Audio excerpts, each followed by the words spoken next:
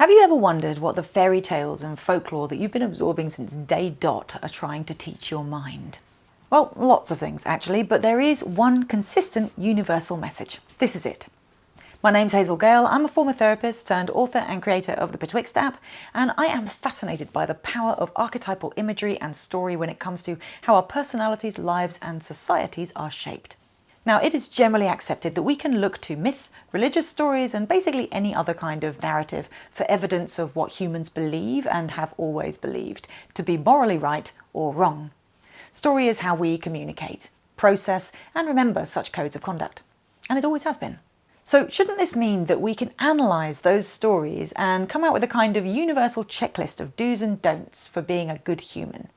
Apparently not. Marie-Louise von Franz, Jungian analyst and expert in the symbology of fairy tales, writes in Shadow and Evil in Fairy Tales, "I have looked at collective fairy tale material for many years, wondering whether it would be possible to find a few general rules of human behaviour which would always be valid. I have to confess that I have not found a standard basic rule, or rather, I have found it and then have not found it, for there is always a contradiction." And the contradiction to that rule, by the way, is that there is one rule. And it's kind of beautiful. So the one thing that seems to be true in every story from every culture is that the protagonist must never hurt or ignore the helpful animal in a fairy tale. Von Franz writes that she found a few cases where disobedience led to trouble but not disaster as long as it was only temporary. But if you go against the advice of a helpful fox or wolf or cat or bird, if you don't listen, then you are done for. In the hundreds of stories she's analysed, this was the one rule that seemed to have no exception. But what does it mean? It means that the one thing we must always listen to is our most basic inner being, our instinct, our intuition, our gut. And of course, no one's claiming that this is easy. If it were, we wouldn't need to keep telling stories with that message over and over again for millennia. That said, we do all have this guiding voice, our inner compass. But in a world clamouring with noise and distraction, how do we learn to feel and trust it?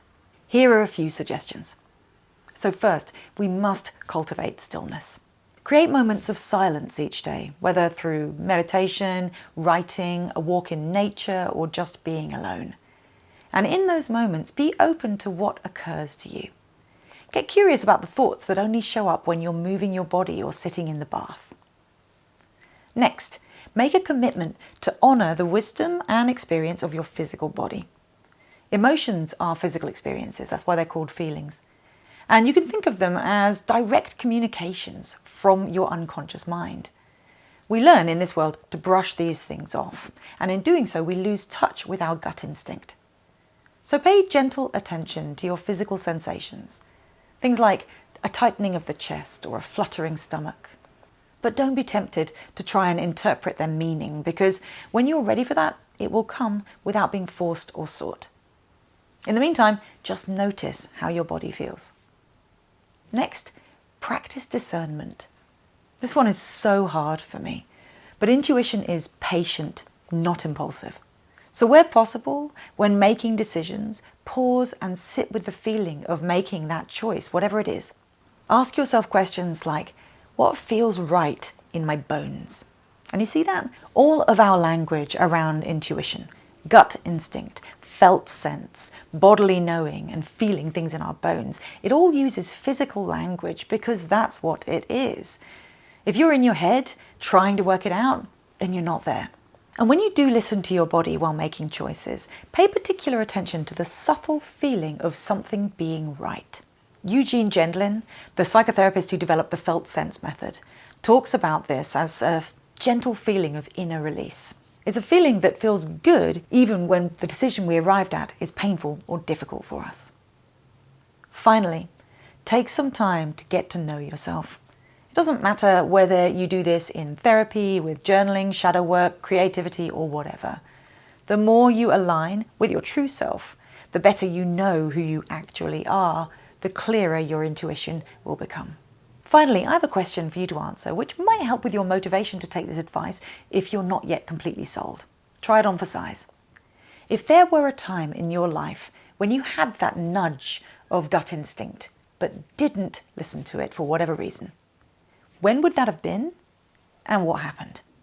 I would love to hear answers to that question in the comments. And as always, I really hope you find this helpful. If you do, please like and share the video so others can find it. And finally, if you'd like to take an epic journey through a magical world in pursuit of emotional wellness, then you can download Betwixt, the mental health game, available on the iOS App Store and Google Play.